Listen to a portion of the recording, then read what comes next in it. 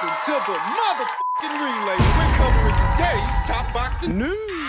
Okay, we'll start with this via sources. Mikaela Mayer to fight welterweight champion Natasha Jonas. A fight that we've talked about on more than one occasion, a fight that we've known for some time now was en route. Just a question of when and where it would go down. Former junior lightweight champion Mikaela Mayer is moving up in weight once again to challenge IBF welterweight champion Natasha Jonas on January 20th in the United Kingdom, a source told ESPN's Michael Rothstein this week. It seems that Natasha Jonas, the champion, will have home field advantage. Mikaela will be the away fighter, the visiting fighter. You don't coast on foreign soil. Mayer of Woodland Hills, California, moved up to junior welterweight in September and defeated Sylvia Bortat via a 10-round decision. During a post-fight interview on ESPN Plus, Mayer called out Jonas, who was ringside to watch the bout.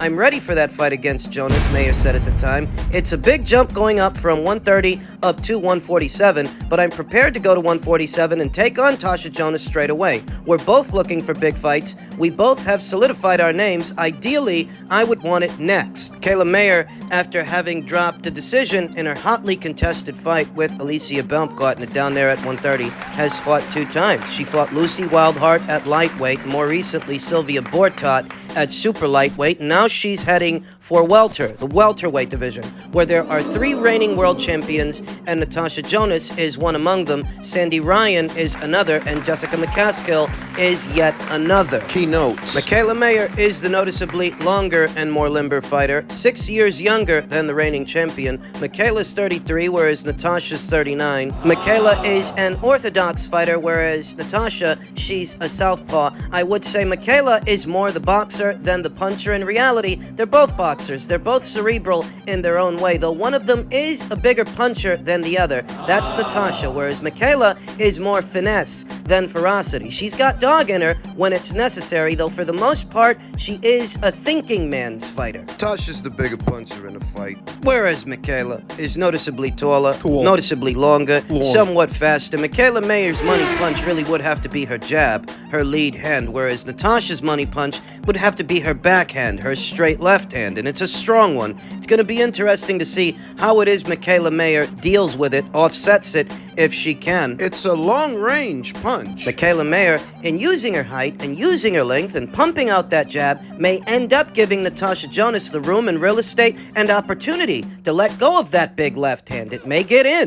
She's got to look out for it. And this fight might end up yielding a similar aesthetic to the Terry Harper fight that Natasha Jonas had years ago, way down there at 130 pounds, what ended up being a barn burner. I feel like we're going to see shades of that fight in this fight, with the difference being that Mikaela Mayer is somewhat bigger than Terry Harper, noticeably taller. Tasha is several years older now than she was then when she took on Terry. Though she's not just an opponent now, like she was when she took on Terry years ago on the Matchroom side of things. This fight is going to be on Boxer, on Sky, and Natasha Jonas is the house fighter. She will have home field advantage. That's saying that Mikaela Mayer can't afford for this fight to be nip and tuck. In the event that the rounds are close enough that they could go either way, they're likely going to go Natasha's way. She'll get consideration because she's the house fighter, because she's the champion. Mikaela Mayer has to make it emphatic. Mikaela Mayer, who may have endeared herself to those British fight fans in her last 2 to 3 fights, fighting abroad, fighting on UK soil, though make no mistake, you're the away fighter. You will be when you share the ring with Natasha Jonas, and you better act like it. Word is, this is a homecoming fight for Natasha. It's going down in Liverpool. Both fighters look to be kicking off next year with a bang, with a big fight, 2 of the more established names anywhere at or around these weights. I feel like if Natasha wins a fight, given her age, she doesn't have that much left to do, that much left to pursue in the sport of boxing. She's been a champion at junior middle, a champion at welter, and she's been in there with some of the biggest names in the sport. So I feel like if Natasha wins, she won't stick around the sport for too much longer. But Mikaela, if Mikaela wins, the question then becomes, what's she going to do after that? Does she pursue a fight with Sandy Ryan, with Jessica McCaskill? Those fighters are on the Matchroom side of things. Maybe Terry Harper, if she moves down in weight. Or Mikaela moves up, and we'll cross that bridge when we get to it. For now, look for Mikaela Mayer versus Natasha Jonas early next year in January on the 20th in Liverpool, and we'll talk more about the fight as the fight date approaches.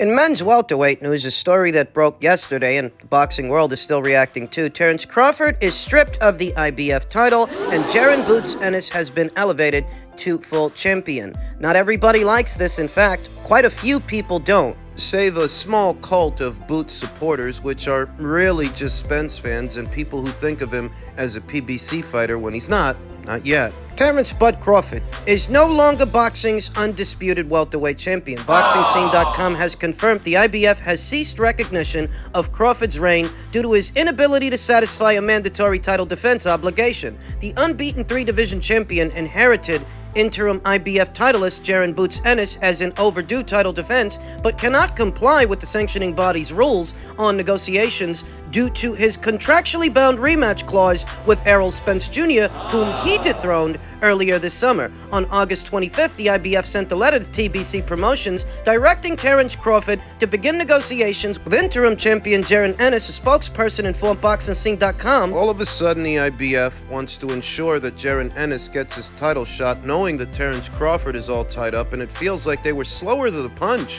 when Errol had the belt. On September 22nd, the IBF received an email from Harrison Whitman representing Crawford indicating that the agreement for Spence versus Crawford bout contains an immediate rematch provision which Errol Spence has exercised.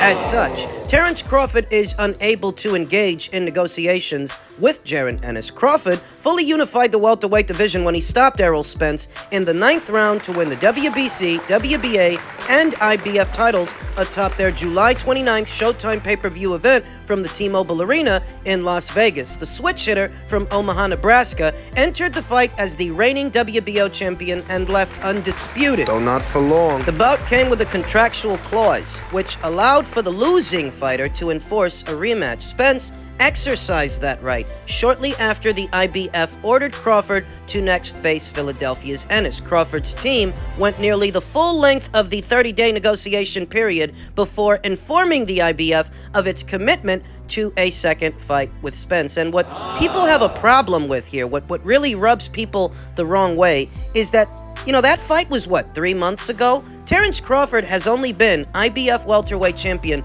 for a little over 3 months, and it seems like they were more Johnny on the spot with him than they were with Errol Spence Jr., who reigned as IBF champion for about 5, close to 6 years, but only ever satisfied one mandatory challenger. And that was 5 years ago. No contract for a championship contest shall contain any clause or any provision whatsoever guaranteeing or in any way assuring or promising either contestant a return championship contest where such clause or provision interferes with the mandatory defense of a title. Most big fights tend to violate that rule. Crawford versus Spence falling right into that category. It was a risk that Crawford was willing to take to secure a career-defining victory and a life-changing, healthy 8-figure payday to go along with it. Based on the foregoing, the IBF has withdrawn recognition of Terence Crawford as the IBF welterweight world champion, confirmed the IBF, and as stated, this is something that we knew was going to happen. We knew that Terence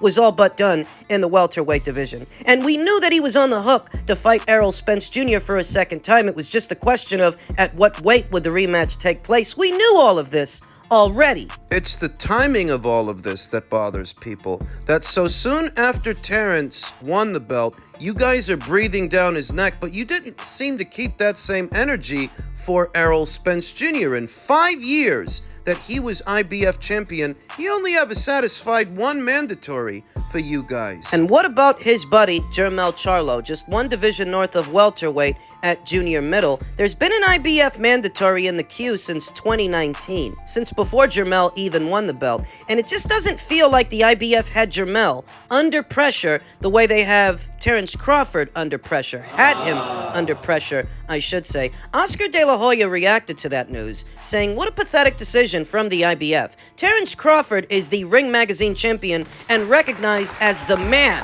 Bunch of bullshit." It is, but we've seen this before. We've seen this in previous years, like when Tyson Fury became IBF champion after beating Vladimir Klitschko. He was on the hook to satisfy a mandatory. Vladimir had a rematch clause which he activated, the same as Spence, rendering Tyson Fury unable to satisfy his mandatory challenger, Glaskov. So, The IBF stripped him, the same way they just stripped Terrence Crawford. This has happened before. Veteran boxing scribe Steve Kim reacted to the news by saying, once a boxer like Terrence Crawford captures all 4 belts, I don't care if they get stripped of every belt, till they get beat inside the ring at that weight. To me, they are still very much undisputed. The IBF stripped Tyson Fury years ago for the same reason they just stripped Terrence Crawford. And even Canelo Alvarez to an extent. When Canelo Alvarez petitioned the IBF for an exemption to the mandatory to go unified titles with Demetrius Andrade, they rejected his petition and told him he had to satisfy his mandatory Sergey Derevyanchenko. At which point, Team Canelo and Team Derevyanchenko go into negotiations, but they can't come to an agreement on the money, thus the deadline come and goes, and the IBF elected to strip Canelo Alvarez, at which point he left the weight class. We have seen this kind of judgment from the IBF before, but veteran boxing scribe Mike Kopinger raised some interesting questions. He said, Boots has earned his title shot and deserves one. That's not the point. The question is, why did the IBF allow Spence to make only 1 mandatory defense in 5.5 years? But as soon as Crawford wins the title, the mandatory was suddenly due. IBF President Daryl Peebles didn't respond to a message seeking comment, and it does stand out that even though the IBF has exercised this kind of judgment before, it seems like when it comes to Errol Spence or when it came to Jermell Charlo, they were a lot more lenient. And what do those 2 fighters have in common? They're both PBC fighters. The IBF in the past have been willing to strip anyone from Tyson Fury to Canelo Alvarez to Terrence Crawford. But when it came to those 2 PBC fighters... Do you remember what they did to Joe Cordina? After Joe Cordina knocked out Ogawa for the IBF title, Ogawa was the champion back then. Joe Cordina knocks him out, becomes champion, but becomes injured in the process. He was unable to satisfy his mandatory as a result of that injury, and they elected to strip him. You think about Josh Taylor. They had Josh Taylor under a lot more pressure than they've had Errol Spence or Jermell Charlo, so the implication... Are you guys sweet on PBC fighters or something? Do you got something going on with Al Heyman and his fighters? Because you seem to give them a lot more privilege than you give everybody else. It's business as usual with almost any and everybody else, but with them, they do seem to get special consideration, special exemption, and it's noticeable. That if it looks like favoritism, it's because it is favoritism. You can't pretend that you were in any hurry to order a mandatory for Errol Spence Jr. like you have been for some other fighters when you let 5 years go by without ordering another one in Jermell. You let Jermell Charlo negotiate step-aside deal after step-aside deal after step-aside deal. What are 3 reported step-aside deals with Bakram Murtazaliev without you putting your foot down like you did with Canelo and Sergey and what was supposed to be an Andrade fight. You didn't let Canelo negotiate the Andrade fight because you guys said he was on the hook to fight a mandatory. Why didn't you take that same stance with Jermell? That if all of this looks like favoritism towards PBC fighters, it's because that's what it is. And it rubs people the wrong way, even though we knew that Terrence is all but done at welterweight, and he's not going to stay there, and he's not at liberty to fight Jaron Ennis anyway. You could have given him a little bit more time with his status as IBF champion. You were Johnny on the spot with him the way you weren't Johnny on the spot with Jermell Charlo and Errol Spence, both of which happen to be PBC fighters, and it's looking more and more like you have some kind of arrangement with them and their fighters. So Jaron Ennis is IBF champion now. We are seeing some celebration in reference to this in some quarters of the boxing cosmos, what are mostly Spence fans bandwagoning Jaron Ennis now as the second coming of Sugar Ray Leonard or Sugar Ray Robinson. These guys are really fucking mad that Terrence Crawford won that fight. For hate of Terrence Crawford, they're getting behind Jaron Ennis, who they want to prop up as the anti-Crawford. And his ascent to world champion being so anti-climactic. Some are celebrating this. You can get Jaron Ennis a belt. You can get him 2 belts, too, if they're vacant. But what he needs more than a belt is he needs a fight. a signature fight.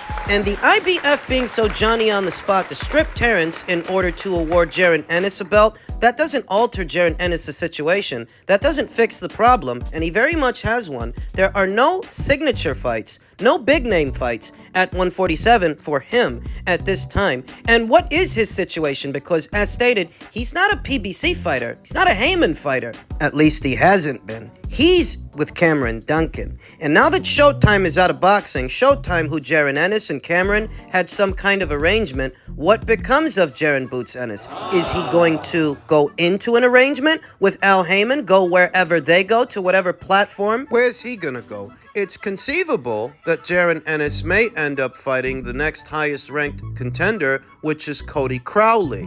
Most people that know anything about boxing, most people familiar with both fighters would pick Jaron Ennis to not only beat Cody Crowley, but stop Cody Crowley, and that is not a big fight. That's not a signature fight.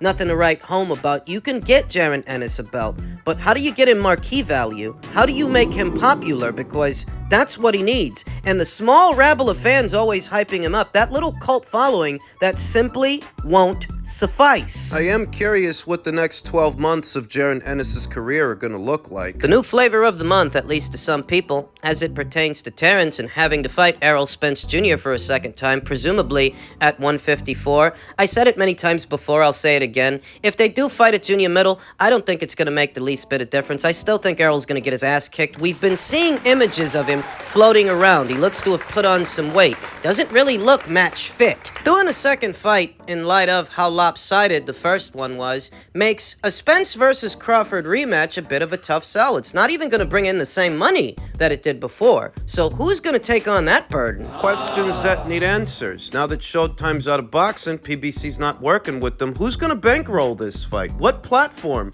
is going to air it? Errol activated his rematch clause, so they have to sort it out. But in the greater scheme of things, is this rematch even worth doing when it's not going to do the second time out what it did the first? Some still holding out hope that Errol Spence Jr. will succeed in the rematch where he failed in the first fight. Hopeless romantics that won't let go of the myth of who he was supposed to be until he's reduced to a pulverized mist of pink smoke. Oh, he'll lose the second fight worse than he did the first one.